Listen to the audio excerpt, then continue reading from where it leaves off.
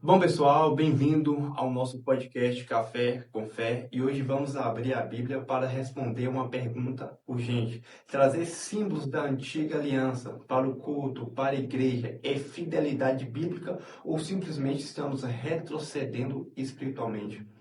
Irmãos, eu quero falar sobre algo que está ardendo no meu coração. Tem tempos que eu quero falar sobre assunto, mas chegou a hora. Estamos vendo igrejas cheias de simbolismo, Arca da Aliança, bandeira de Israel, pastor pregando com talit, chofar sendo suado, né, tocado, como se tivesse um poder espiritual dentro da própria igreja. E a pergunta é, quando que o sacrifício de Cristo na cruz do Calvário deixou de ser suficiente?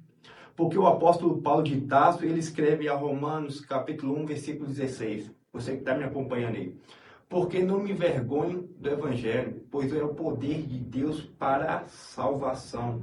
Ou seja, o apóstolo Paulo está dizendo que o poder não está nos símbolos. Ele disse que o poder está no Evangelho, pessoal. Paulo, ele era judeu, mas não judaizou a igreja. Paulo, não era ignorante na cultura judaica. Ele mesmo escreve que foi criado, né, aos pés de Gamaliel, foi instruído com toda a cultura judaica. Mas ele conhecia a lei, ele conhecia o Shabat, o Talit, o sistema no templo.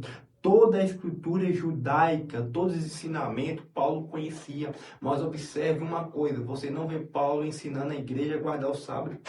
Você não vai ver o Paulo mandando a igreja usar talit. Você não vai ver o Paulo dizendo para a igreja usar chofar no culto. Você não vai ver Paulo criando uma arca da aliança dentro da igreja. Por quê? Porque ele entende que tudo isso foi sombra. Foi sombra, pessoal. Em Colossenses 2, 16, 17 vai dizer assim: tudo isso tem sido sombra das coisas que haviam de vir, mas o corpo é de Cristo. Ou seja, a sombra não é realidade, mas Cristo sim é realidade, pessoal. Existe uma diferença entre entender as raízes bíblicas e transformar isso em miticismo. O problema não é conhecer a cultura judaica, o problema é atribuir o poder espiritual a objetos. É o que mais acontece, infelizmente.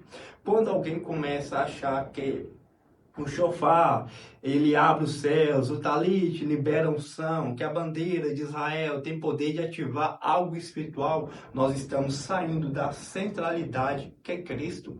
E o evangélico não precisa de quê? Adereços. Em Gálatas 5:1, Paulo diz: para a liberdade foi que Cristo nos libertou. Então, Paulo ele combateu a judaização da igreja com firmeza, porque voltar para os símbolos é diminuir a suficiência da cruz, pessoal. Nós vivemos uma nova aliança, mas a nova aliança não é uma reforma da antiga aliança. A nova aliança não é um upgrade da antiga aliança. Ela é um cumprimento. Não precisamos de arca. Cristo ele já é a própria presença. Não precisamos de um sacerdócio levítico. Temos um sumo sacerdote eterno, querido. Não precisamos de sombras. Temos autor, consumador de toda a realidade. Em Romanos capítulo 14, versículo 17, Paulo declara assim: o reino de Deus não é comida e nem bebida, mas é justiça, paz, alegria no Espírito Santo. Ou seja, pessoal, o reino de Deus não é ritual, é transformação interior. Se a gente for também em Romanos capítulo 1, versículo 17, vai dizer assim: o justo viverá pela fé. Não é pela estética, não é pelo simbolismo, não é pelo resgate cultural, é pela fé. O Evangelho é o poder para converter totalmente pecadores, transformar caráter, libertar pessoas, gerar santidade. Se o Evangelho não está sendo suficiente, o problema é a falta de símbolo. Aliás, não é a falta de símbolo, é a falta de pregação na cruz, pessoal. Ou seja, a centralidade de Cristo, nós não somos chamados para parecer um judeu, nós somos chamados para parecer Cristo. Não precisamos importar práticas da antiga aliança para dar um peso espiritual ao culto.